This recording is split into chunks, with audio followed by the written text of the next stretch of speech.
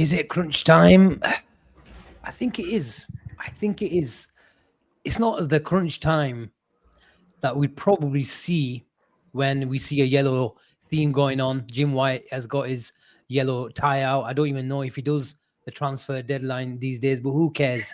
It's not the crunch time, but it feels like there was a bit of a change of narrative, although my confidence has not changed one bit. It felt just after the game yesterday, there was a bit of a meltdown, and effectively it was a friendly. But we'll break down the game, we'll break down the transfer situation, we'll break down the Leoni situation, we'll break down the Gay situation, and I'm sure we'll also break down the Alexander Isak situation. Take a back seat if you don't comment and engage within the chat. If you do, then lean forward, grab your keypads, grab your cursors, close the chat if you're watching it on the phone, smash a like, subscribe to the channel, head over to the BNR Ultra membership, become a member, and enjoy exclusive content coming your way. Just before I went live, I sent these to the latest, like literally 10 minutes ago, a picture of the studio. And if I could have recorded their reaction, I would have put it up on Twitter. These boys were shocked as to what progress we've made in the last week or two. And you guys will get not sneak preview anymore, but you'll get the big reveal in about 2-3 weeks. Not 2-3 weeks, 2-3 days, hopefully. There is already 450 of you in the chat. Smash a like, subscribe to the channel, and let us know what your thoughts are as we break it all down. Ben, I'm going to come to you just after I come to Ake, because I see you've had a bit of a change. Never mind being in our studio. I think you stopped at a few stalls at Wembley yesterday and bought a few things. But Ake, I've done a bit of digging. You have done a bit of digging. I think it's a bit not cash in the attic, but a few of the memorabilia in the attic. Ake, what's happening? What's going on? I'm all right. How are you? Not too bad. I bet you've a bit knackered from yesterday's journey, aren't you? To be honest with you, it wasn't bad. Why? Because it was a 3 o'clock kickoff. We got out of the ground. We normally stop and let the traffic calm down and get something to eat. Actually, I did get something to eat, but it was more of a nibble because my friends who I was traveling to the game with had to see a few friends. So me and Waxy stopped at Royal Chicken, our one and only place. It doesn't look good at us from outside, but they do a nice little cheeky spicy chicken fillet burger, and their wings aren't bad as well. So I had a bit of a nibble until my friends picked me up again, and then they wanted to stop in Birmingham. I said, look, if you want proper food, just go to Bradford. With all the Brummies in the chat, I'm sorry, I prefer Bradford food over Brummie food. So we just flowed it down into Bradford, half an hour away from home, stopped at Akbar's, had a nice Jersey curry, lamb curry, and a bit of dal. I got 2 portions of the lamb chops. Yeah, I'm about to say. And Ben's already licking his lips listening to me. Well, yeah, Ben, when you come up to, we're not going to take you there. We're going to treat you to a proper curry, host you at home. That's when you'll see proper Asian food. But yeah, and then we got home into Bradford around about 9:30. I was home for about half 10, 11:15. And compared to like a proper away day where you go down for a 4:30 kick off, you come back 12, 1, 2 o'clock, and then you can't even get up in the morning. It's knackering. And but yeah, it was a good day, but obviously we wanted the result. But I thought Crystal Palace deserved it. But Ben, how's your experience? I know you went with your dad and a few friends. Yeah. We did try to come and meet each other, but it just, as you know, it's just mad. Once you go in, and then after the game, you get sort of sent across in every single direction. But talk to me about your day, and let's break the game down as well, if you like. I thought it was a good start, really good start, but a game or two halves, fair to say. Absolutely, mate. Yeah. Evening, everyone. It was a really, really good day. Obviously, the results aside, it was a really good day. I went down with me, my dad and his friend, and then one of my mates as well. Just the 4 of us. Highlight of the day was my dad's mate referred to Mark Gay as Gooey all day, which was which made us. I made a few in our language, Goo. I've made a few pronunciations of him, but I've not heard anyone call him Mark Gooey. So we were laughing at that one all day. But yeah, it was a good day, mate. Yeah, it was a good day. Obviously, everyone was in good spirits. Great atmosphere, I thought. Our end was superb. Atmosphere was really good. And you know what? Fair play. Palace fans were great as well. They're a good bunch of supporters, and they were obviously up for their big day themselves. They had their ultras behind the goal, swearing their heads off at UEFA with all of the protests. UEFA Mafia. It was the UEFA Mafia. Yeah, it was good. But and as I say, we were literally one tier above each other, weren't we? But we didn't quite cross paths. And then sadly, as we came out, I think we both decided that it would be to catch up on better circumstances, because we were both a bit fed up, weren't we? Yeah, I needed my chicken fillet. Yeah. What did you think of the start, Ben? The minute silence. Yeah, again, I'm sort of like, I don't want to read too much into it, to be honest. I've heard a few things said today. Obviously the minute silence come about, and it was cut short, obviously, because there was a few murmurings. Obviously, there's a few Palace accounts that have come out and said that people were coming in late. There was a bit of congestion with the fans getting into the ground, so they were coming in late and not realizing. Like, to be fair, if you come into a ground and it's silent, then you sort of should be onto the fact as to why it's silent. But at the same time, 25,000 or whatever it was, people are all had a drink and stuff. So, and then you have a few people who are shushing other people, and then it makes it sound louder because the stadium's so quiet. But, there's not one bit of me that doesn't think that the 99% of Palace fans wouldn't have been totally respectful. So there's not, there's not something that thinks that that's not the case, because we've all got a few whoppers in our fan base. We have to admit that, to be honest. Yeah. But yeah, it is what it is. And I think generally speaking, the day felt as though it was really good atmosphere from both sides. But yeah, with regards to the game, mate, I was really encouraged. The first half an hour, I thought we played some unbelievable stuff, some link-up play, some transition stuff, some 1-2, some real good sort of relationships building already, which, in fairness, 2 or 3 weeks into pre-season for some of these guys, you have to be realistic and think, if that's the sort of connections you're getting that early on, when there's really been no time at all, to be fair, to play. Like Ekitique, for example, has literally been with the squad for 2 weeks. So we all have to keep things into context. So they played some really good stuff, created some really good chances, and then obviously Palace sort of like slowly eased their way into the game, and they are a team that's really well settled. They're a team that's really well drilled and coached. They've all played together a lot, so you could see the frailties with our team because there's some new lads coming into it. But I'm not, as I say, there's a lot of people who have really lost their shit over the last 24 hours, and I think really we all just need to have a little word with ourselves and take things into context and realize that there is a long, long way to go in both the transfer window, I might mention, and also the season. Yeah, 100% well said. But I think there are some legitimate concerns as well. But we'll probably do the legitimate concerns later on, Aki. Let's talk about the good stuff. And I thought a lot of the good stuff came through the new lads. And Liverpool have had some hubs of creativity over the last few years. When in a Jurgen Klopp side, they had Trent even being the hub of creativity from right back. We've seen Mohamed Salah being the hub of creativity. And I can't remember the last time that Liverpool looked unbelievable in the first half, especially when you consider 3-4 lads are new coming into the side, when you probably thought, you know what, Mohamed Salah hasn't been the heart of what's been really, really good.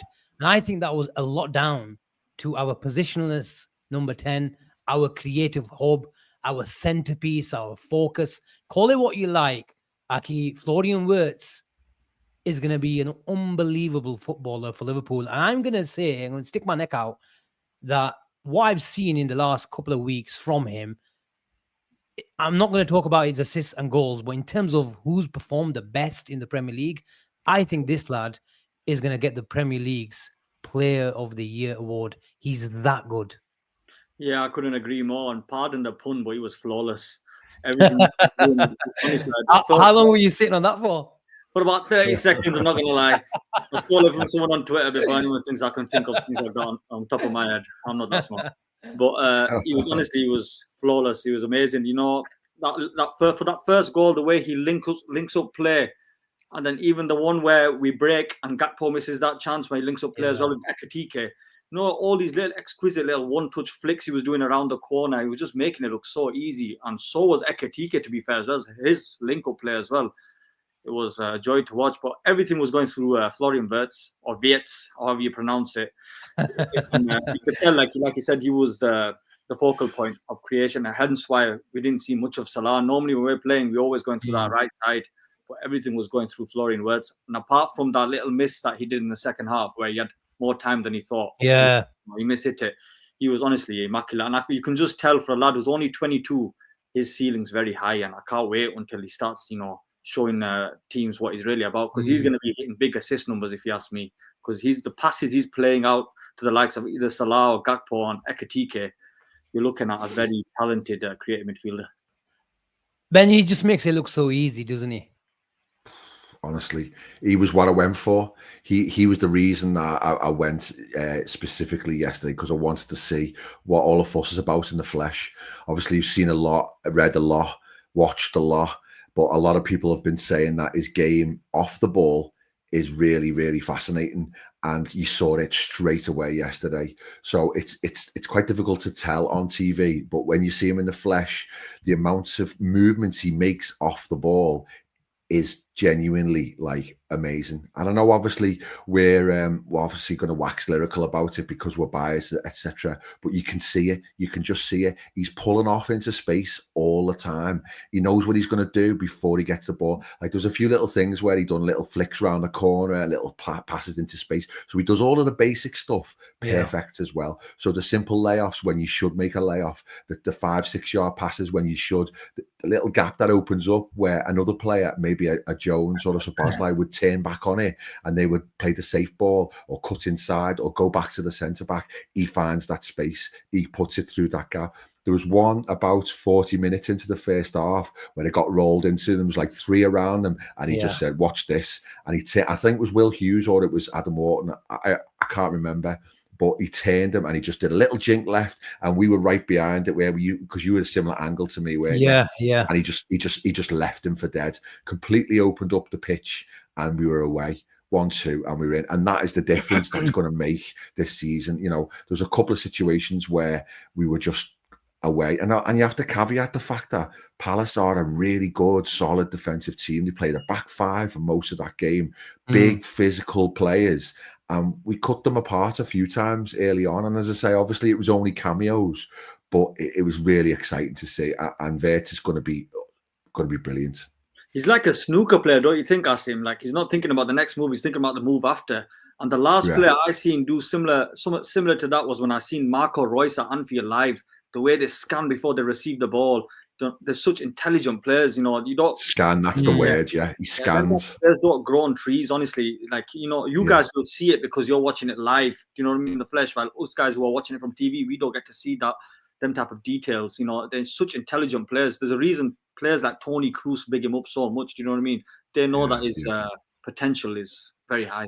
Yeah, and if you want to be objective as well, then, you know, the physical side of the Premiership is obviously going to be a massive factor. The lad is only 22. He's got to probably put a bit more muscle on. But the fact he sort of doesn't allow himself to get tangled up into too many tight situations because he's already one step ahead. Like there was one on the touchline where I think there was one where he had a 50-50 and he just jinxed left and then jinxed right. And the guy had to, I think it was Munoz, had to like near enough foul him to put the ball out. And I know these are only small things and it's not like, oh my word, he's the first Premier League player to be able to turn a man or something. But you can just tell. You can just tell. We've watched so much football over the years. You can just tell he's got that gift of seeing the move after the move, being able to pick the pass. And his close control, as soon as you get space in and around the box, it's almost as if the game goes into slow motion, like that move towards the end of the first half where he was on the edge of the box, and it was like, what's he going to do? What's he going to do? He had 3 around him, and he just picks Frimpong out with dead nonchalant sort of ball. And I think very quickly, the Premier Leagues are going to have a Florian Wirtz plan, and they're going to have to double up on him, and they're going to have to be giving him loads of attention, and that's going to free up the likes of Salah to have a lot more space and freedom, because Salah wasn't really in the game, to be fair. He was by his standards, he was poor. And I think generally speaking, Salah's record in finals is not great. I saw a stat about he's only scored. I don't think he's ever scored an open goal, an open play goal in 12 finals or something. So sometimes, you know, the man's a legend, but sometimes you just have a situation where he's, you know, it just doesn't work out for him. But the amount of space he had when he's on his game, he'll hit teams just like he does every other season. So, you know, that fluency will come, and that they won't be able to close everybody down. And if you start having someone who can finish the dinner as well, then, you know, we won't give teams chance to get back into games. The beauty about Florian Wirtz, lads, is when you're in a block, his brain, you guys have been talking about his intelligence, he picks pockets that nobody else picks. Obviously, you're reliant on to be found in those pockets and someone to break the lines. And I think Liverpool do have the players. I don't think Szoboszlai and Curtis Jones didn't necessarily have that player. But I think when McAllister gets up to the pace of the league and of the game, he will make sure he finds Florian Wirtz in those pockets. And that's why I don't want to go on a trend about Trent, but I do feel like because we're overcommitting him going into those deep areas, I would have liked to see it, but it is what it is, and that's the situation. If he wanted to piss off, he's pissed off, simple as. But the beauty about Florian Wirtz is if you're in a mid block or a low block, he'll find those pockets. If you're aggressive, and Palace were aggressive, they made some tweaks, but I think Palace came into the game more because of what we did rather than what they did, even though they did have and make a few tweaks in the second half. Is because he's got the legs. He's not just a conventional number 10 where he's like a James Maddison or any other 10 that we've seen in over the years and in the current times, where he's got the legs to go deep and act like a Toni Kroos, act like a Modric, and be that tempo setter, be the extra man, but also accelerate play. But some of the stuff that he does, honestly, he's going to make us get our bums off. I don't want to off our seats, and I've been already clipped once before talking about the arse, but I don't want to talk about anymore. But I think I got sent that clip. I got sent it by a few people. But Ben, how do I explain it? What you guys were talking about is simplicity. The number 10, the way he plays it, in many ways, there's so much complexity to the situation and to the role. But there's so much simplicity at the same time, is because he makes it look so easy. And his touch, and we'll talk about Hugo Ekitiké's touch and being able to connect play as well. But honestly, he is going to be some player. And the best thing about him is he's comfortable in every single zone. And because of the freedom that Arne Slot has given him, even from the early days, you see him, whether he's been a fixed number 10 in the central pitch where the two midfielders are either side of him, or if Ekitike isn't being in the number 10, he comes to the left and has the two, of three people completing the box midfield. He can go into deep areas and carry the ball. He is a joy to watch, and he's going to make us get off our seats a few times, like I say. But the relationship, you mentioned that, Aki, earlier part of the show, that Ekitike, the relationship. And the thing is, you don't have to be playing with 5-10 years, because the general consensus, or the general, sort of narrative that you're given by pundits or anyone you talk to, that you need to get to know the players, you need to get to know the players. Yes, to a large extent, it's true. But when good footballers play with each other, your relationship is not built on time, it's built on the mind. And if you've got on the same level, then you'll look pretty good. Yeah, they'll be in sync together, once top players play together. And now imagine putting Isak with him, and watch when he starts clicking with Salah as well. It's going to be dangerous, honestly. The guy's just such a genius of a player, and I can't wait until we see more of him with the rest of the front line. And I want to see more of Maka with him as well. Like, I know we've only seen a bit of it in pre-season. I want to see Maka feeding him them balls as well. Like, Maka plays them line-breaking passes. Yeah. I want to be seeing that as well, because when Wirtz spins with the ball, sometimes some of the deft touches he does and some of them turns he does, he's gone. And the next thing you know, you've got runners left, right, centre running him behind, and he'll pick out that pass and we'll be scoring plenty of goals, and he'll be getting plenty of assists, if you ask me. Ben, I have to admit, every time I talk about Ekitique, I wasn't his biggest fan. What I'd say, look, he looks like a neat and tidy player, but he impressed me really a lot.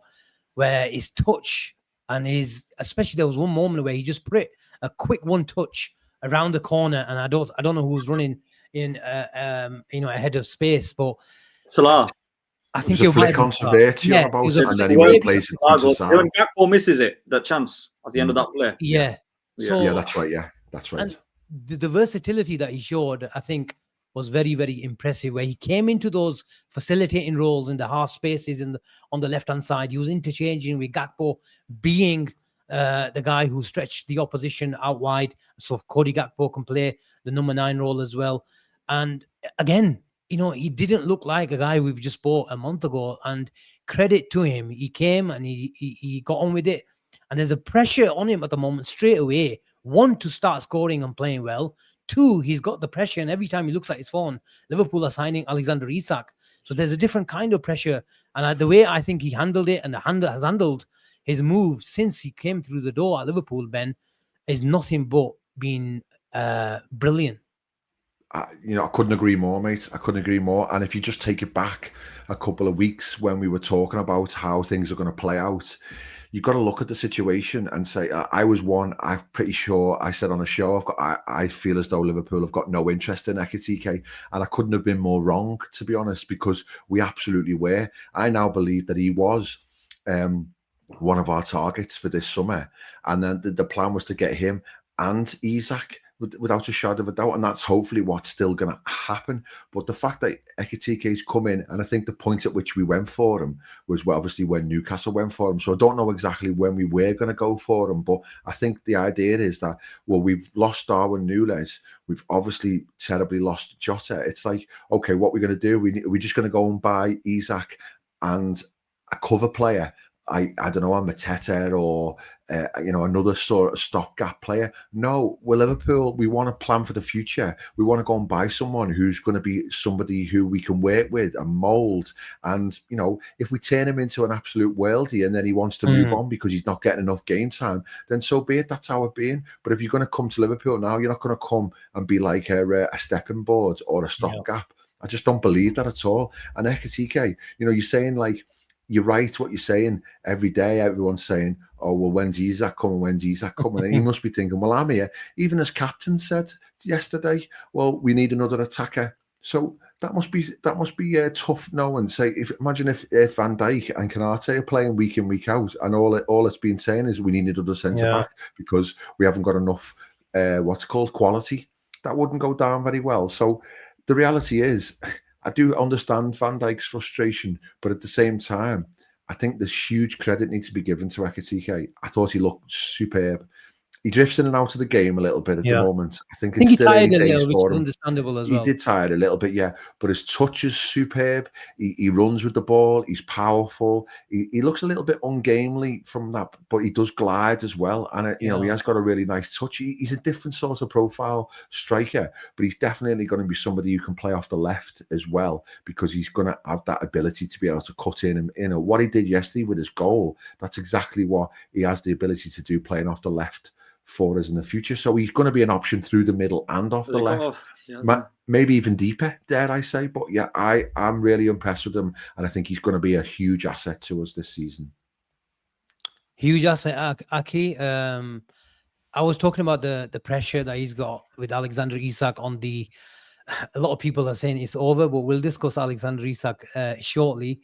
Ekitique, his touch, his connective player. I tweeted after 20-30 minutes that Hugo Firmino is connecting play on the halfway line, and we saw that for 7-8 years in a red shirt, didn't we? But he really impressed me. There was a moment where he ran down the right back as well and showed some pace as well. His cousin Richards. It was Richards, yeah. and he showed some pace, even though I think Richards did well as well and put it into touch from what I remember. But, you know, he was resilient and he kept going and he showed pace. He showed him coming into and showing defeat. We also showed the appetite to run in behind. So, but I also don't want to criticize his performance, because I think, you know, as far as his performance wasn't flawless, but it kind of showed how talented he is. We also showed why Liverpool probably won someone like an Isak, because I thought Ekitique could have easily got an hat-trick yesterday, Ake. Yeah, I'm not gonna lie. You know that play when Wirtz connects again and gets the ball back, and then he doesn't just blindly play that ball into the box with his left foot. He actually picks out. He knows what he's doing. He full on picks out Ekitique. He should score that. The cross that comes as well, that header. I think he might have been offside for that, to be fair, Asim. But he should score, he should score that as well. So, you know, little things like that, of course, we are going to nitpick, and it's normal for us to do that. But the fact that he took 1 out of them 3 chances for me is good enough, because we had a player in Darwin Núñez who was going to take none of them. And we had a player in Darwin Núñez, he gave us some great moments, but he's constantly offside. You don't really see that with Ekitique. You see someone who can facilitate, he can receive the ball in awkward situations and get out of them with a nice little sneaky touch around the corner. Do you know what I mean? While you were seeing a donkey touching look like a Lukaku touch. You know what I mean? A touch of a paedophile, if you want to say. It was just a disgusting touch. You know what I mean? Like, horrible touch. I used to think, what is this? This guy's a footballer. But Ekitique, honestly, amazing in the way he plays. His fundamentals as a footballer are brilliant, and I'm happy to see that. And I did say before we signed him, I didn't mind him, because when I watched him, I could tell he could facilitate well. And I know they were talking about his shot selection and stuff like that, but yesterday he chose the perfect time to get half a yard, and he drilled it from the defender's corner into the bottom corner, leaving Henderson helpless. So I think we've got a hell of a player there, but we do need depth. And I would like Isak, or I'd take a Barcola. We need some more forwards to help, because if he gets injured, Asim, and then we have to bring on a Chiesa, and we have to rely a lot more on Gakpo, because we are going to miss Diaz's work rate, like you said in your tweet. When Diaz ain't there, the press ain't the same, and what Diaz brings is different to what Gakpo brings. Gakpo is very predictable in what he does, but at times is very efficient. We do need some attacking reinforcements, if you ask me, as well as defensive reinforcements, which I'm sure we'll speak about soon enough. It's very interesting what you say there, Aki, about the what's called the alternative to Diaz. So I think now, no. I'll move on from that comment. Okay, try and keep it real. Diaz and Núñez, obviously Núñez aside, but the thing with Diaz and Szoboszlai in that 10 role, you basically, you're losing one thing, but you're gaining another. So when you're in possession, and when you're creating and you're attacking, you're going to have more guile, you're going to have more quality, and you're going to have more ability to be able to finish the chances off, because the class is going to be there. But what you do lose from Szoboszlai being in the 10 like he was last season, and Diaz being in off the left or through the middle, is that monstrous pressing ability. Of course. And the ability to press the opposition and put them under a lot of pressure, that was lacking, especially in the second half. Yeah, it was so prevalent. You could just see we were non-existent. And we've read a lot about Florian being a bit of a pressing monster himself. But I think being a pressing monster in the Bundesliga and being a pressing monster in the Premiership is something that's gonna take a bit of while to come. And I'm all right with it. You know, it's because what you gain from him on the ball is vastly superior to what you're going to lose off the ball. But the reality is he was everywhere, and he does provide a lot. But we are going to have to learn to adapt to lose those pressing machines in Szoboszlai and Diaz. And it'd be interesting to see, because I thought again yesterday, Szoboszlai's been brilliant in pre-season, but when he's required to create in the final third and open stuff up, it can sometimes break down with him, because he just doesn't have that quick decision making. When he's covering the ground and making recovery tackles, or spreading the ball, or using his technical ability with his passing, he's brilliant. Like, his penalty was brilliant. But in that tight spaces and that decision making, it's just not his game. So we just have to work out how we're going to adapt everybody to be able to adjust and fit all the pieces into the jigsaw. And it will come, and because Slot's a master tactician, and they've planned to get these players for a long time. So they haven't just thought, we'll get these players and then we'll work out what to do. But everyone needs to just be realistic and think it's going to take a bit of time. But, you know, everybody's talking about the rest defense now, what sort of position and Liverpool structure is the moment they lose the ball. these are the probably the same people, guys, is the guys who were giving Szoboszlai shit last season. Now they're so advocating that we probably need. I don't want to say, I was talking about it in my Transfer Daily show, which became a bit of a tactical show. I think, and you're right, what you're talking about. That's not like you, Asim. And you're right, what you're talking about. Szoboszlai is, in comparison to Florian Wirtz, is Florian Wirtz doesn't have a problem in jumping and getting back in. He doesn't have a problem in pressing when he's facing the play. The moment we lose the ball that's when the real moment is the counter press where you miss Dominic Szoboszlai. And also when we lose the ball and it goes over to the left and right hand side, the amount of times, I think I probably tweeted about 20, 30 times last season. And I get a really good feel of it because I sit on the halfway line on most weeks and I see him shuttling across. There is not many footballers that shuttle across from his normal original position to cover someone like Salah on the right-hand side. And even yesterday, he was covering at right back. At times, he was playing left midfield yesterday. If Kirkhead's bombed on forward, he was playing left back. So he's so comfortable in different positions. And I actually can't see on the big day, and this probably goes over to the Diaz/Gakpo conversation as well, Aki, is I talk about the big day, and I don't see how Liverpool can leave out someone like Dominic Szoboszlai in a team, especially with a top 10 team where we have to defend, we have to roll our sleeves up. And sometimes in the social media world, we just look at output, assists and goals. And if he doesn't provide us this type of output, we're not interested. Every team needs a Dominic Szoboszlai. And if he provides the unsung hero type of role, then so be it. And yeah, stereotypical water carrier. Yeah.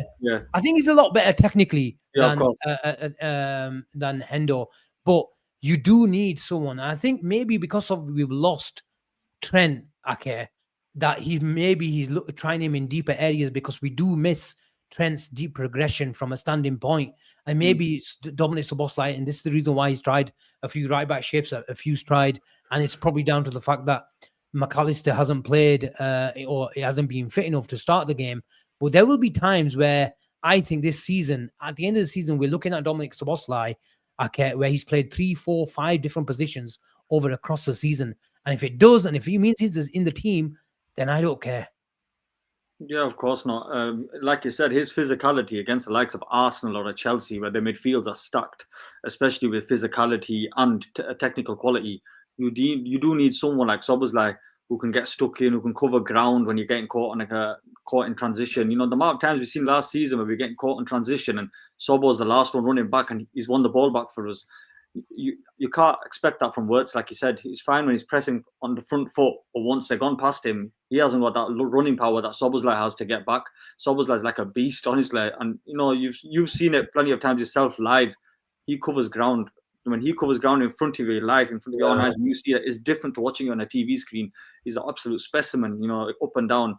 And we do need that. That's why I'm not going to lie, Asim. I did want someone like a Baleba. I wanted a powerhouse to come in and cover ground for us.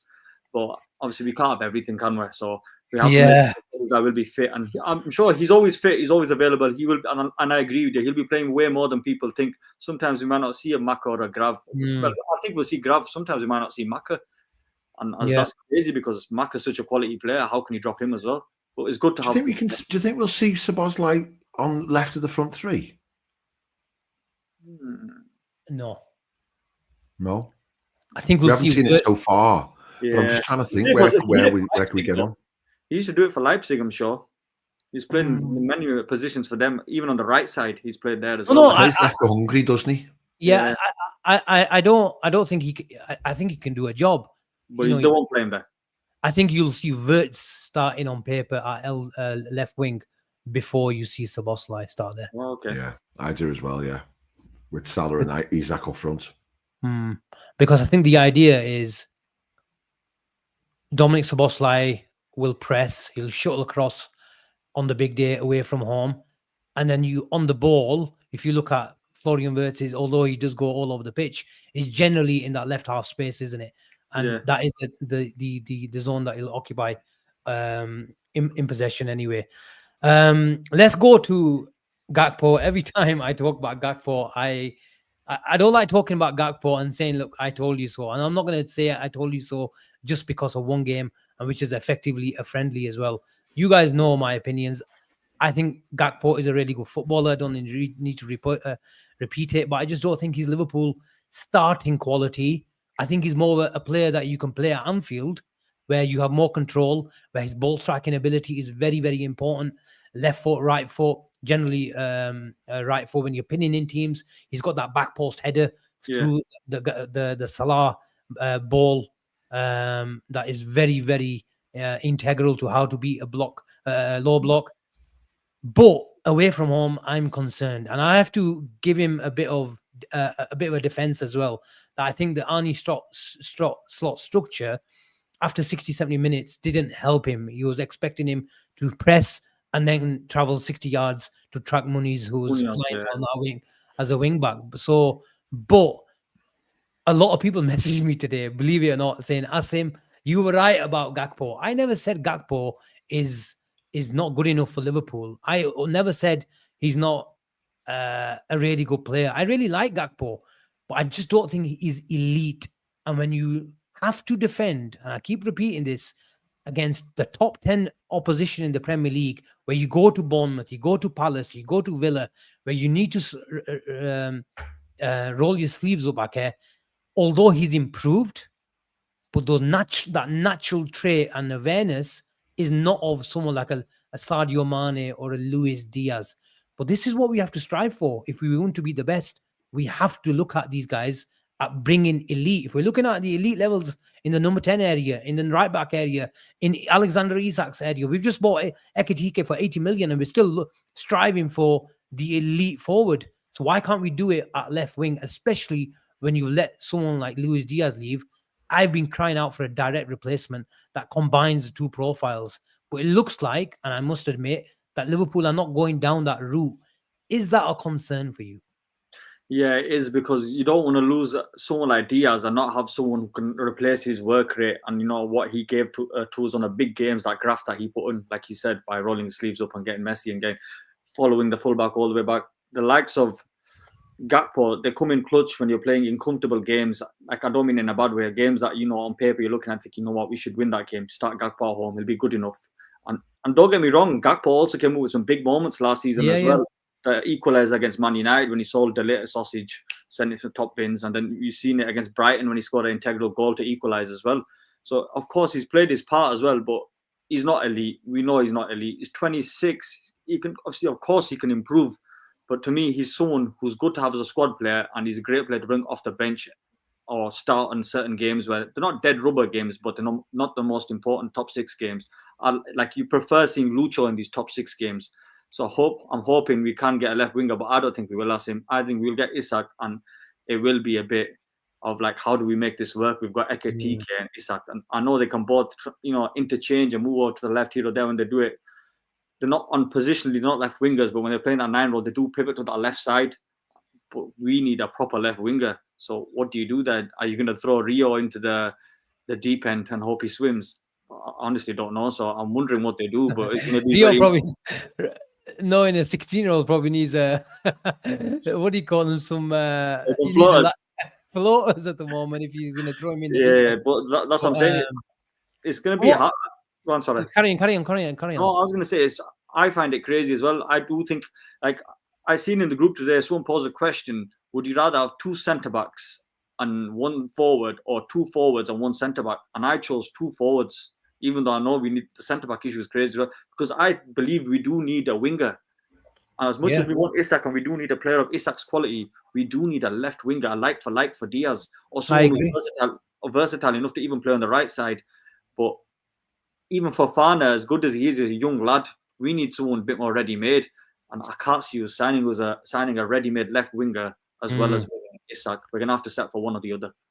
Ben, your thoughts on Gakpo's performance yesterday? I have to repeat, yes, we shouldn't be judging him and reserving our judgment. We should be reserving our judgment for later on in the season. But like I said earlier, I like that duo because I think they've got elite traits. Gakpo, in terms of ball striking, I think from those inside left channels is elite. He's probably one of the best ball strikers at the club. Off the ball, question marks. Awareness, question marks. Connecting play, question marks. But Diaz, in the same way, decision making, question marks. Elite mentality, warrior, winner.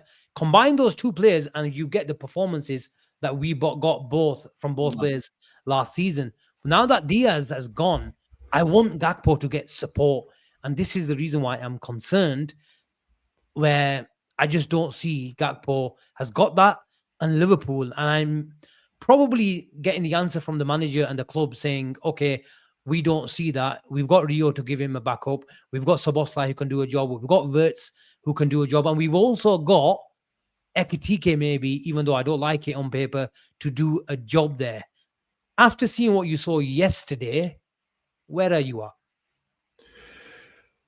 I very much agree with a lot of what both of you have said, but I also have to caveat it with, let's have it right. There is no squad in the world that has 16, 17 elite players.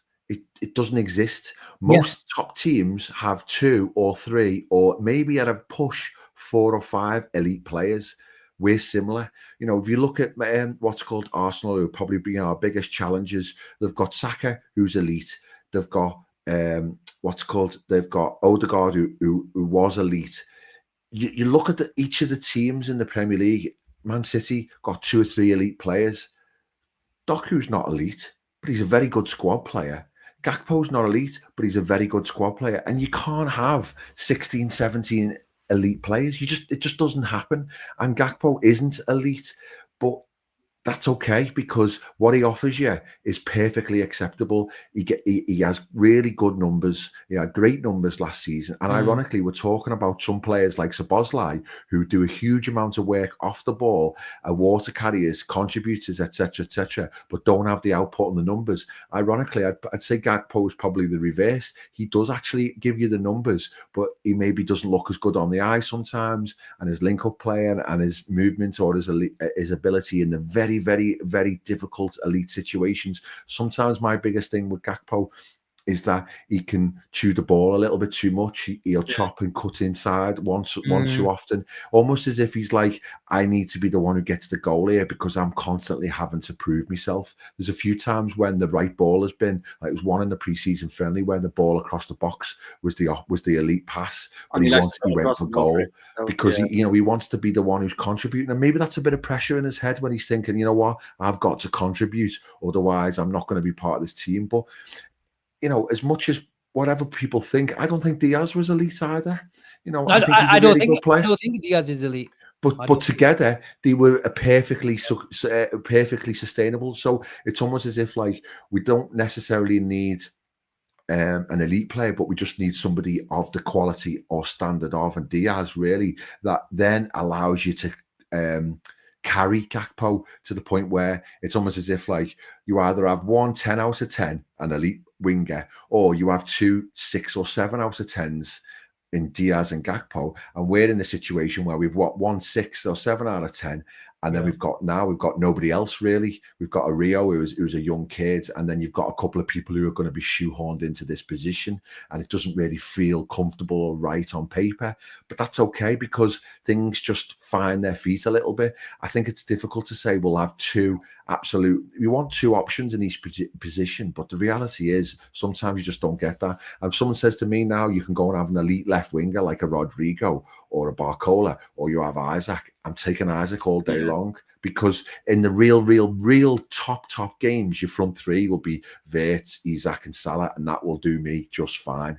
So, but you've got a lot of Premier League games to get through, a lot of cup games, a lot of Champions League games where you need a Gakpo to just pop up with goal number 2, goal number 3, the first assist, whatever, and that's how you get through a season. You get through a season with a squad of really, really good players. You don't get through a season with a squad of 16, 17 elite players, because they can't all play. So by definition, they're not all elite.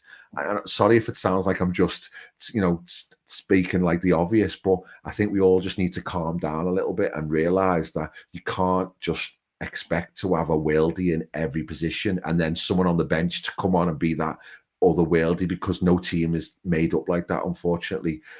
And I think we're just going to have to maybe cop for it this season to be slightly weaker than we were last season on the left wing, but we're massively better through the middle and massively better in build-up, i.e. in the 10. Okay. I'm sure we'll be talking about Gakpo in about 3-4 weeks and then 3-4 months as well. He's that kind of guy where he does I hope divide. you were talking about it when he scored a pivotal, goal like he did last season. So sorry, but I'll have to back him in the comments. I'm sure it'll be fine. So a few people saying flipping their big speech, and it's like, I was just saying, a few people saying in the chat there, like big speech, and it's not mean to be like that. I'm not meaning to. But I also want to. There was a comment. I also want to. Go on. There was a comment here. What I would say is, look, I'm not advocating for Gakpo to be sold. I want him to be in the Liverpool squad. What you said exactly right. But sorry, just to mention him because he's been typing really fast. If you say and you even mention Cody Gakpo in the same breath as Mohamed Salah, then honestly, you just need to go watch Liverpool games for the last 8 years and just remind yourself what Mohamed Salah is to this team. It's an absolute travesty. You shouldn't be mentioning Gakpo and Salah and say, yeah, Salah had a shit game, so it's all right for Gakpo to have a shit game. In what you're saying is, yes, they both were shit yesterday. But to say that Cody Gakpo should be mentioned in the same breath as Mohamed Salah, then honestly, man, I'm not surprised why you get called an Arsenal fan. Anyway, moving on. Right. The thing is, the other reason, just to finish, the other reason why I'm making this comment about Gakpo, it probably ties in with the general sort of opinion. Like the ultras, I love them, but they're all losing the shit today. And everybody's losing the shit. Exactly. Everybody's losing the shit about losing that game yesterday. And it's like, we lost the game. Palace are a very good side. They're well organized. They're well structured. They're a perfect counterfoil to us at the moment. We are still in transition now. This genuinely is a transition because we've got lots of new players and we're integrating them in. They're not just all going to be perfect in one go. There's a lot of concern about Isak. There's a lot of concern about centre-backs. And these same people were the ones posting pictures of Richard Hughes smoking a cigar a few months ago, saying we've got the best, what's called football transfer committee on the planet. We're absolutely smashing out the park. We've signed Florian Wirtz. We've signed blah, blah, blah. It's like everyone just needs to chill out and calm themselves down. We've got 3 weeks of this window. I am telling you now, there is no chance on planet Earth that we have allowed Diaz and Nunes to go if we're not buying an elite, and I'll say an elite forward. I'm still 100% convinced it's Isak, but if that 1% it's not, it will be another banger. I've got no doubt about it whatsoever. So everyone just needs to chill out, let these situations play out, and let's see where we are in 3 weeks' time. Sorry, okay. I'm off. No, you're right, 100%. And I walked out of Wembley. I looked at my phone. About 4 or 5 people of the ultras were telling me, saying, "Mute the chat, lock the chat. It's going crazy and this and that." And I was thinking, okay, now imagine we lose like a proper competitive game in a week's time. As long as we win Friday, we get 2-3 people in the window of the next 2-3 weeks, we will be happy. But let's go to the transfer. There was a few players I wanted to talk about, but we'll just leave it now. We spent 50 minutes on the game. I thought Frimpong looked really good in the first half as well. There's a few of the things I wanted to talk about, but it is what it is. I'm sure we'll get a chance to talk about them later on in the season. Ake, it's fair to say, actually, before I come to you, there's over 820 people, man. 820 people at 11:30 on a Monday evening. Like, subscribe, head over to the YouTube membership and become a BNR Ultra and enjoy exclusive content coming your way very, very soon. Keep smashing that like button, people. If you're watching on a show, I've got told about 2-3 weeks ago, always mention this. Close the chat, smash a like on the stream, even put your notification bell on as well, so you know when we're going live. We go live at the moment 2-3 times a day. And like and subscribe. Even if you're watching the show later on, please let us know what your thoughts are in the chat section. Asim, sorry to interrupt. Do you want to do that super chat because it's on at Gakpo just before you change topic? Okay. Who's it from? There we are. Mohsin, thank you so I'll let much you- for sending this through. Okay. I've always maintained we can upgrade on Gakpo. We need 1v1 in the wide forward areas. We don't have that at the moment. Look, every time I speak to, I have to sort of bite my tongue and be very careful as to what I say about Gakpo. I have to caveat every single thing that I actually think he's a really good player, especially in this environments, and he's got a lot of strengths. But what you said, Ben, you hit the nail on the head. That at the same time, when we're talking about Szoboszlai, where he's not elite creator, where he gives you so much more, especially in a team where we haven't got a natural destroyer. We haven't got the deep progression that Trent has providing us over the years. We've got Wirtz in the number 10, but he's a good presser. He wins high turnovers, and that's not me talking. That is his stats talking over the last 4 or 5 years. But he's not got the legs and the counter pressing ability of Szoboszlai. So you have to remain consistent when it comes to Cody Gakpo. But on the ball, he doesn't create separation of the elite wingers. But am I sort of striving for too much? Am I being greedy? Maybe. But Liverpool are one of the best teams in Europe, and it doesn't matter who you've got in that position. If you can upgrade, we should be looking at it. And I will always maintain the fact that, and I'm probably not alone. Maybe it's a bit of a recency bias because we've had the game yesterday and Gakpo, wasn't good enough. Like many other players, and like Mohamed Salah, yes, he was shite yesterday, just like Gakpo. But when you talk about his natural traits, he is predictable at the highest level for me. Why? Because he doesn't go on the outside. And this was a Luis Diaz problem as well. He doesn't create separation. When he stands up a man, he's a bit too predictable and going out on the outside. And then his defensive awareness. Now, we will come up with similar systems. It doesn't have to be the 3-4-3 of Crystal Palace. We will come up with systems where he is expected to go in left back and wing back areas. And although he's in terms of position, and obviously he's a manager's instruction to go into those areas and defend, he does that. But obviously he's not a Luis Diaz. And as a fan, to want an upgrade on that, I don't think there's anything wrong with that.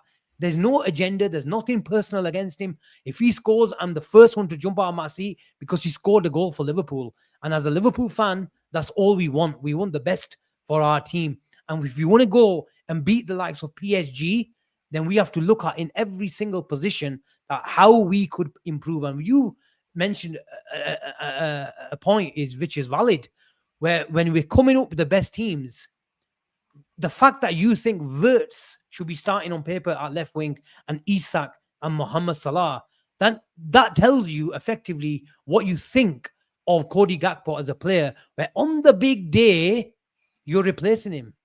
So effectively, you're telling me on the big day, for the big day, especially away from home, he's not that player. So there's nothing wrong with that. But what you're saying is, and we should reiterate the fact that Liverpool need Cody Gakpo in their squad. I would not sell him tomorrow for 60 million, 70 million. I wouldn't do it because I think he's a very, very good squad player.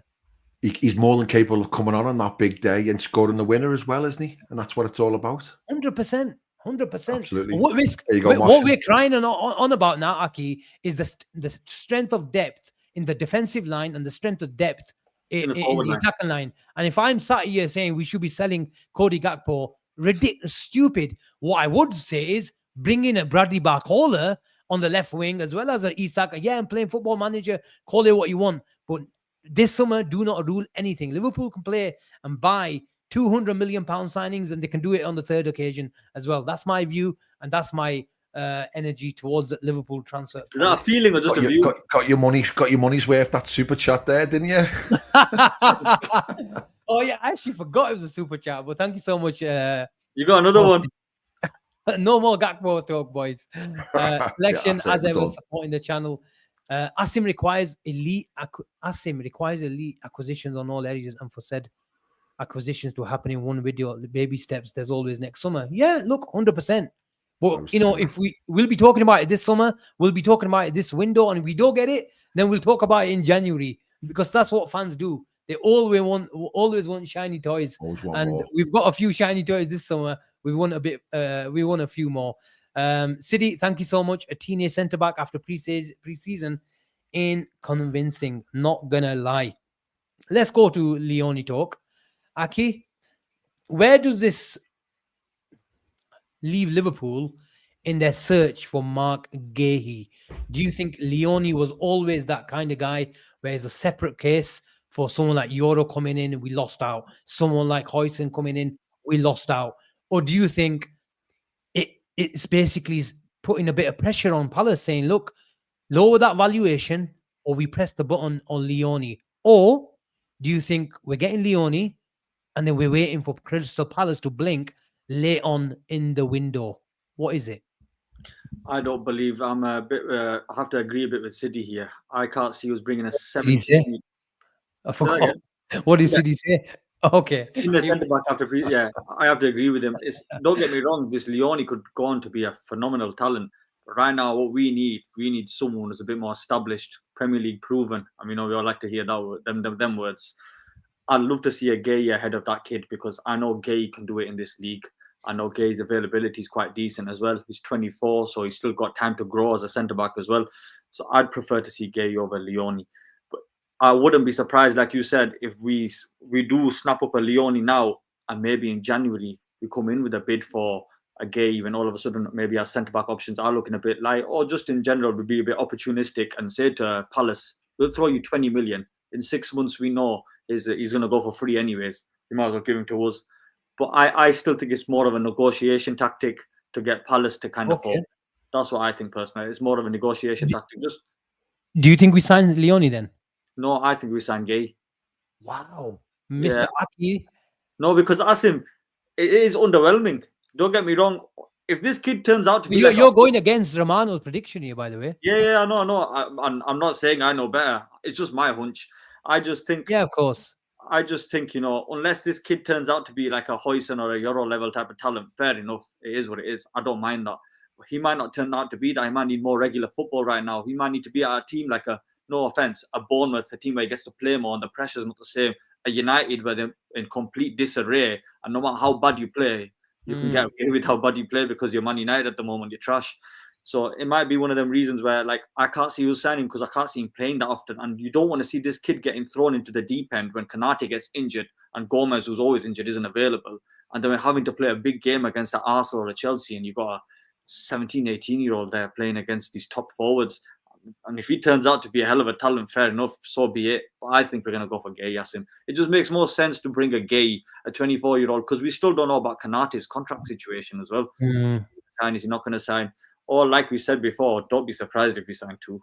You said this before earlier on, I think it was about a month ago. I said, don't be surprised if we sign two. One younger one who we know we're going to bed in for the future, or a long-term Van Dijk replacement. Want to come in, to give competition to Konate.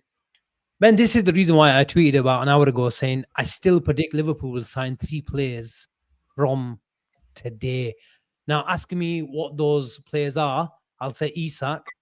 Then after that, I probably don't know. Actually, no. I can go one step further. I think Isak and a centre back. I can't go. Which one. Yeah. But I can't. If Romano is telling you he's predicting and he's close to the player as well, then you have to go by that. If you asked me yesterday, I would have said Isak Gahey. Then I don't know. That third player could be another attacker, or it could be someone like Leoni. But today, if Romano is predicting it, that we sign him, then you have to go with it. My gut feeling is that it's a little bit of agent's encouragement on Leoni's part. I think we really like him. I think we genuinely like him. But my gut feeling is that it's Guay for us, not Gooey. It's Guay. I feel like it's him. I just think we need an established centre-back. We need somebody who can come in the Premier League and just do a job as and when is required. I think Steve Parish's comments yesterday were very telling in the fact that he said, and he doesn't normally say stuff, he is a really good negotiator, and he drives a hard bargain. He nearly got 70 million for Gueye out of Palace last summer. So he knows what he's doing. And I think I've got a feeling that what you said a while ago about it being post-Community Shield is definitely something that could potentially happen. I think that him saying that he's too much of an asset to allow to go on a free if he doesn't sign a new deal. So that, to me, saying he's putting his cards on the table, saying they've got to sell him. So that's sort of, struggling to. He's making his negotiation difficult if he's saying we can't let him go on a free because he's too expensive or he's too much of a valuable asset. So he either knows what he's doing because he knows he's going, or he's sort of sold himself a little bit. And I don't think he would sell himself. So I think he knows what's happening. So I think it's definitely Gueye. And I think Gueye can also do a job at left and right back as and when is required, because I think there is a little bit of a worry now about Bradley. He's got a few injuries. He's got a few concerns. If all of a sudden you've got Frimpong having to play week in, week out, he's still new to the Premier League. He looks quite lightweight, Frimpong. I think he took a couple of kicks yesterday. He went down for a few minutes as well. So, as exciting as he looks, if he's going to also cover Mo in the African nations in December, then I've got no problem with having a Mark Gueye playing right back for a few games as well, especially if we're not sure about Al Gomez. So I just think Gueye, the big problem with Gueye is his game time. So if you're all of a sudden saying you can cover left, you can cover right, you can play centre back, then I think that's how they'll convince him of his minutes as well. So yeah, I'm all in on Gueye, and I think it gets done for about 35-40 mil. Yeah, it might be one of them. It might just drag out. It might be similar to the Isak saga. Not saying we get both of them, because I don't want to get people's hopes up. But it might be one of those situations. It just takes time, and you have to play these games when it comes to negotiating. Not everything's so easily done when it comes to transfers. People don't realize there's a lot of negotiating involved, and the only spanner in the works. Sorry to jump in, Aki. The only spanner in the works is Chelsea, because they've lost Levi Colwill now to an ACL, so they could drop a 50. If they do that, we're not getting Gueye then. Yeah, and he starts every week for Chelsea, obviously. Even though, to be fair, they have just bought Hato as well, haven't they? He's left-sided centre-back, but I think he plays predominantly left-back as well. More left-back. But Costas is also out the squad yesterday. He wasn't involved, and there's big chat that he's now going. So all of a sudden, you've now got your two players at left back. So I think it feels like a sensible move. If we're doing this super squad mentality of building an elite team that can attack on all fronts, then if you're talking about having depth in attack, then it would be negligent to not have real depth in defence. And having your main cover is a 17-year-old kid who's never kicked the ball in the Prem, as opposed to potentially, your England starter who's been around the Premier League block inside out. I'm putting my money on Gueye. So no Leoni then for you? I wonder whether Leoni could potentially be that, like you're saying, we get two. But I feel as though Gueye's the main target, and I think Leoni is just going to be somebody who we maybe just let slip through the net, or we monitor for future or whatever. I feel as though Romano might be up to a few little tricks there, and he's trying to get a bigger bid or a solid bid out of an Inter or something like that. It just doesn't feel like the right fit for a 17-year-old Italian lad to just come in as Liverpool's choice.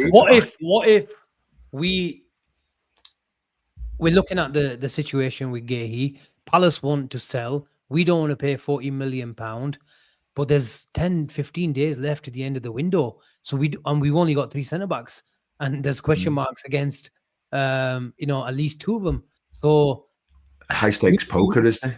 Do we go and get Leoni? And I think we still want Gueye. Why? Because he's available for a free in 12 months. So we go get Leoni, and we get Gueye. I wouldn't even be surprised if Liverpool loan Leoni back to Parma for 12 months. Really? Do you feel now? Where would you get the game? If you feel now like if the window closes and we only have Leoni, then that's enough cover at centre back. If Canate or Van Dijk got an injury, I'm only saying if we get Gueye, I could see get Leoni back up and then loan him back. Oh, right, like an opportunistic signing sort of thing, almost like a scenario. Yeah. Well, we still want Gueye. That's an interesting scenario. That definitely could be something that could happen without a doubt. And then recall him if something happened mad. Yeah, I can see that. Because you still want him developing. He's 18 years old, even though we've all talked about question marks against Gomez and Canate. But if Gueye, who is versatile, if Van Dijk is not playing, he can still cover him. If Canate is not playing, he's the first choice Yeah. And Well, I remember think what a lot of people were he wants- saying at the beginning of the summer, that we needed a centre back before Kwanzaa left.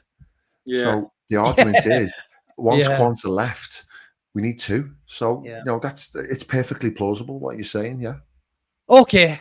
There's plenty of the chat, including Ali. Does my head in on WhatsApp, does my head in the chat as well. But I love him.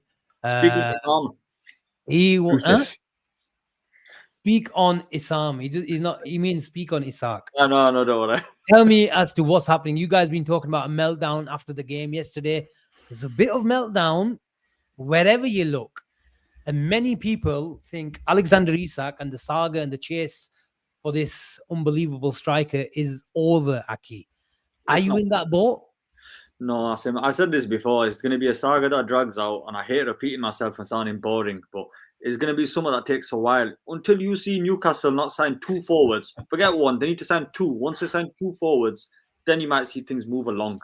At the moment, they've not even signed one replacement, so I wouldn't think, oh, it's over now. You're going to see different journalists saying different things. At the end of the day, Wow. Ali thinks it's over. The optimist thinks it's over. Carry on, okay, sorry. Yeah, until you see Ornstein or Romano come out and say, look, it's done. They can't afford him. They can't meet a price. And Newcastle can't get a replacement. I'm telling you now, from what we've seen from the journalists, it's all about what if Newcastle get a replacement, then they might talk to Liverpool or they might encourage Liverpool. It's going to be, I think, once they get two forwards and maybe another player or two in a different position, just so teams don't know they've got that Isak money to play with and don't overcharge him, then they'll say, right, here's the price and pay. And whether it's 125 or 130, whatever it is, I think we'll get him. But it's going to be someone that drags out. It's not going to be such a simple deal to go through so easily. These honestly, these wet wipes in the chat need to have a big old word with themselves. Honestly, you're backing Richard Hughes and you're backing Michael Edwards as the elites of the game. Back them properly. All right, this is the biggest transfer in British history. They're not just gonna wave the white flag and say, "Off your pot, mate. Go ahead, go and play for one of our rivals." This is a huge deal, and there's a number of journalists who are very much surrounded around this situation. You've got your Fab, you've got Ornstein, you've got Liverpool's patch journalists, Joycey and Piercy, and all of those who are very quiet, which I always think is a very good thing, to be honest. And then you've got the Newcastle crowd, you've got your Lee Ryder, you've got your Keith Downey, and then you've got your Craig No Hope.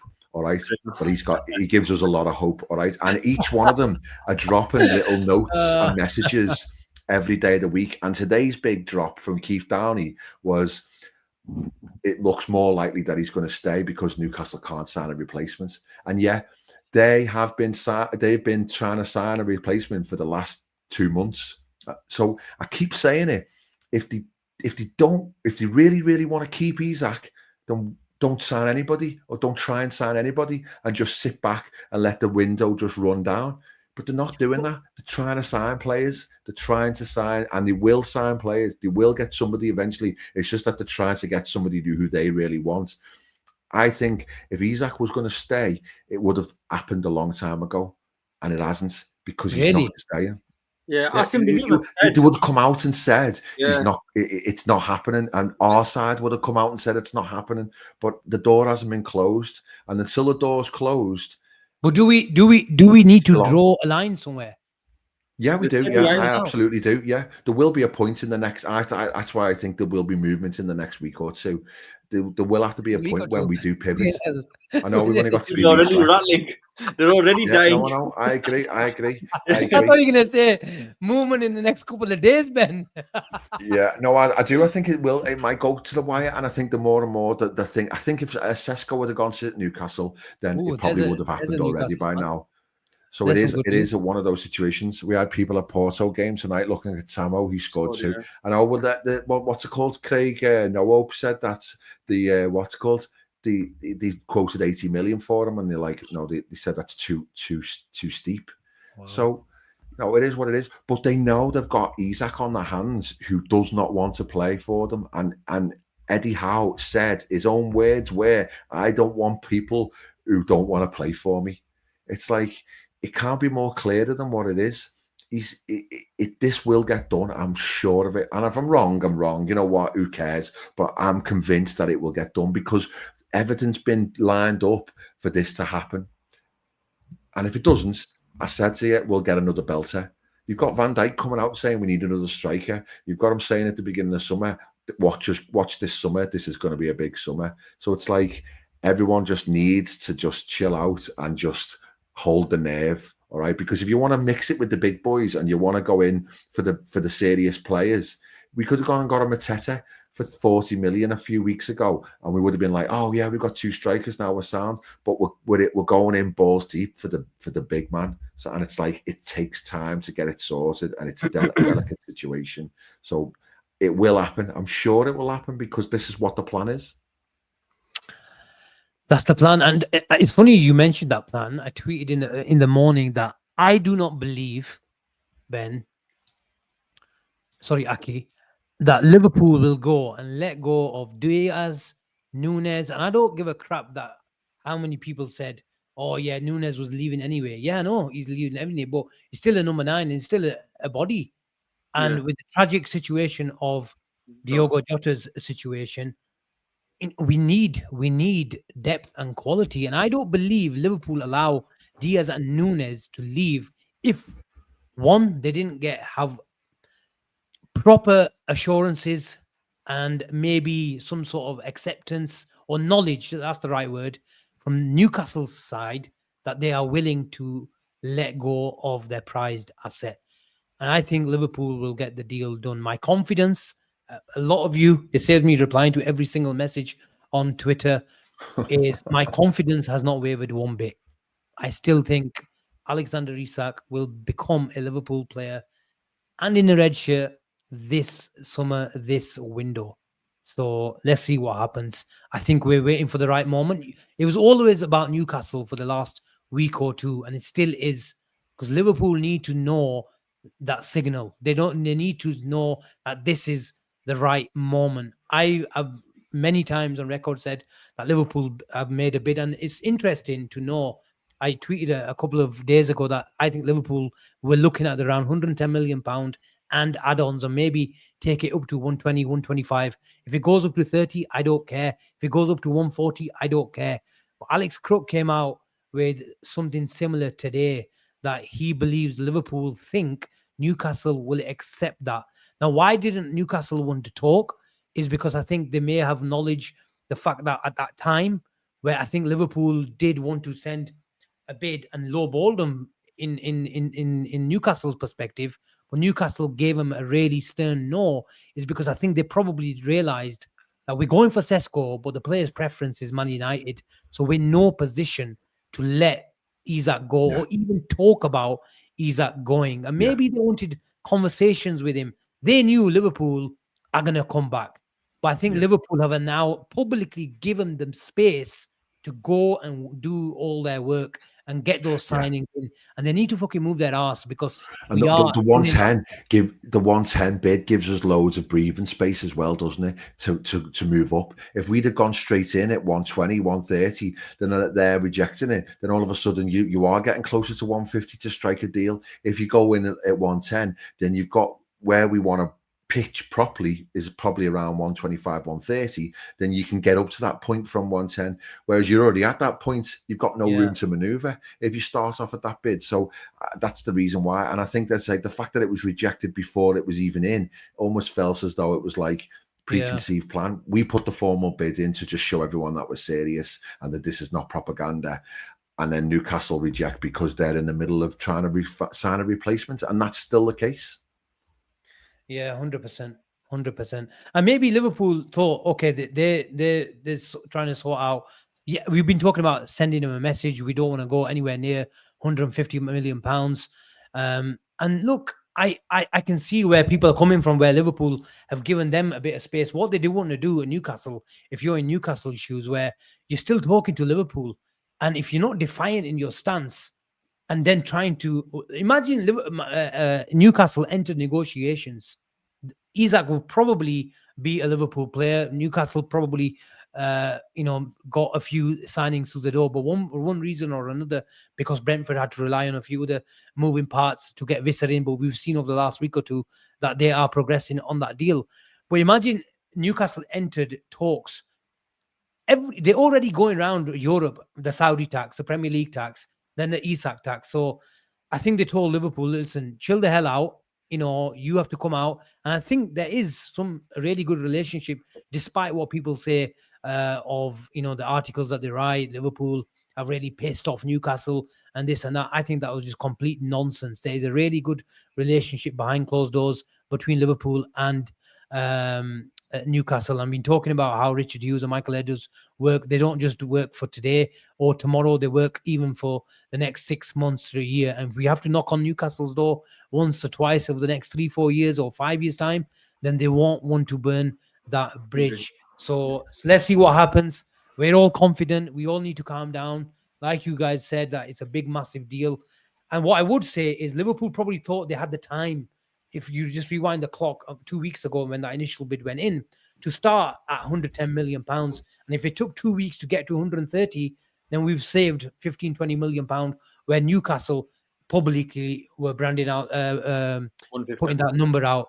So, but what I do know, and we all probably have to accept that, we're running out of time now. So maybe Liverpool just make sure just one bid gets accepted. But we never know. Sometimes small little, structures are adjusted and it gets leaked and it's been classed as another bid rejected. So it'll be interesting to see how it's going to be played out for the next, 10 days or so. I think that's the wrap. I think we had another selection. Chat. Yeah, selection once again. Thank you so much, selection, for your super chat again, mate. Giovanni Leoni looks physical, ready for his age. I'd be fine with either. Dueling capacity seems strong, already for his age. If we did legend selection, isn't he? Sorry, he's a legend selection, proper contributor. Oh, he's always. I think he's one of Avi's boys. Everyone who sends a super chat is Avi's mates, but I'll let him have it. But I think genuinely selection is. But big up selection, always supporting the channel and contributing, like Ben says. Let's go through his super chat. Would you be happy, Aki, that if we just get Leoni then? No, because like I said before, I've not seen enough of him to know how ready he is for the Premier League, and I don't want to be throwing a youngster in to the deep end when we've got like so many big games and we're fighting for titles, and we also want to win the Champions League as well as the league. So I don't want to be seeing that. He's a young lad who needs regular game time. Yeah, he's still young for a centre back. He's really young. They don't peak till a lot later. So I wouldn't want to throw him in the deep end as a third choice centre back. As a fourth choice centre back, I wouldn't mind. You know what I mean? I have no problem with that. But as a third choice, I think it's too crazy. But like I said, I've not seen enough of him, Asim. If he is this talent that everyone in the comments is making out, like he's massive, he's quick, he's a great defender. I've seen a few clips where he's strong. He looks very strong, actually. But I've not seen enough of him, how he is positionally and how he is with his feet. How does he play with the ball? I honestly don't have a clue. So I don't want to lie and say, yeah, for me, Mark Gay is who I want. Someone with experience for improvement. Oh, look who's here. Look what's the... Gene's in. He's probably taken his tie off now. He's come back from his wedding. Gene, listen to Gene. It's always a good idea. Smash the like button and subscribe. This is an interesting comment from Damien. Ben's, I think he's on about Ben. Bosak, yeah. Who's a friend of the channel as well. He said Leoni will still count as a homegrown if we get him in now and won't take a non-homegrown spot because of his age. Okay. Interesting indeed. I'm going to ask the chat 2 questions tonight. First question, chat, is how many players, and you have to give me your answer, not with your heart, with your mind. As of today, how many players are Liverpool going to sign from now till the end of the window? Give me a number. Let's see what the chat think. Wow, already. 4. 3, 4. Come on. Plenty of 2s at the moment. A couple of floors. Who said 2 or 3? Oh, for fuck's sake. Give me a number, not 2 or 3. Doc, come on. 23. I think a lot of them are probably saying 2. I think so. Choosing 3s. Messi thinks 1. Messi thinks 1. Doc says 3. Matthew S. Jot is coming with his second 5 of the night. 3, but 8. we need 4. Brett is taking the piss now. Let's stop there. Okay, 2s and 3s. What was the next question? Seen the admin there trying to get a sneaky one out of you. What did he say? The picture of the thinger. Asim, when are you releasing a new picture of the studio? The thing is, I've given him 2 sneak previews. I think now where the studio is at, and you've seen the picture, boys, before we came on, I think it's nearly there now. And one of 2 things that just need to be added in, and I think that we'll do a proper official video reveal. Need to do a bit of a reveal for the ultras before the general population. Really, don't we? Yeah, that's what being an ultra's all about, isn't it? Being ahead of the curve. You're a good salesman, Ben. Yeah, I love it. Ben knows the right things to say. I've got my script here. I'm reading it back. Promote YouTube membership. 10% commission to Ben. It sells itself, doesn't it? It's brilliant. It's brilliant. Apart from when we lose. Yeah, I think this is probably the way. Hit the bloody like. It will snow you. Oh God, Junior got excited. Junior got excited. It will snow you. That sounds heavy. It could be snowing tomorrow. You never know. Avi's actually on a break, guys. If you're wondering where he is, he's in Toronto. I think he's in Canada as well. So he's gone for about 10 to 12 days. So he won't see the clown for about 2 weeks. Well, maybe he's taken his laptop over there, and he might get a few evenings off from the buddy in his hotel room. So you never know. You might see him over the next 10 days or so. Okay, people, we've been going for 1 hour 21. That's the wrap, I think. Hogya, anything else? 44 likes. 340. There's still 650 people here. Oh, I've got to get 450 at least. Absolutely. It should be. Absolutely. It should be. That like smash. Yeah, I think Gene's on the Transfer Daily tomorrow. Glad this bloody biggest wedding of the year has finished. That lasted about 2 weeks. He's dived off many shows. But he's back officially. He's put the suit back in the cupboard. He's on the Transfer Daily tomorrow. Hopefully he's got plenty to talk about. Then we're back. We always have got that 6 o'clock show and slot in case something breaks. And then we're back at 10:30. It's Tuesday tomorrow, isn't it? Yeah. Tuesday tomorrow. Wednesday, we'll start looking forward to the game as well. And once we're in the studio, we'll start doing proper tactical shows. We'll start getting people from other fan channels if they're about. We're already in touch with people. So just stay tuned and keep an eye out and your eyes peeled for loads of content. And this is the reason why, and just to repeat Ben's and echo his statement earlier, head over to BNR Ultra and membership. Become a member, $4.99 a month. In the meantime, you get added to an exclusive Meltdown WhatsApp group. Full of 20% bedwetters, or maybe more actually. I'd say about 40% bedwetters and 60% people who are, reasonable. So not losing their shit over anything and everything. Oh, we've got an Arsenal fan. I'm going to charge you double. I'm going to charge you bloody double if you ever make. He's probably going to make a fake account on YouTube, a fake name on your WhatsApp, and he's going to troll that group. I know Sully too well, but nice to see him. And a bit of talk about. I'm glad Gyökeres got a goal at the weekend as well. Even the fridge. Oh, did he score? Did he? I didn't even see that. Got a nice header. Zuba crossed it into him. Not bad. The fridge. They said the fridge. They said the fridge. Who did he play? Bilbao, I think it was. Bilbao. Yeah. Oh, the one. What was the score there? I think 3-0, was it? 3-0 or 4-0. I don't know. I think Havertz scored twice as well. I'm sure. Oh, really? Saka scored. Saka scored, I think. Did I think it was either 3-0 or 4-0, I think. Like so they scored half their goals this season anyway. So anyway, people, catch you in the next one. Like and subscribe. If you're watching the show later on, then let us know what your thoughts are below the line. But until the next one, we shall catch you and have a good night. Bye for now.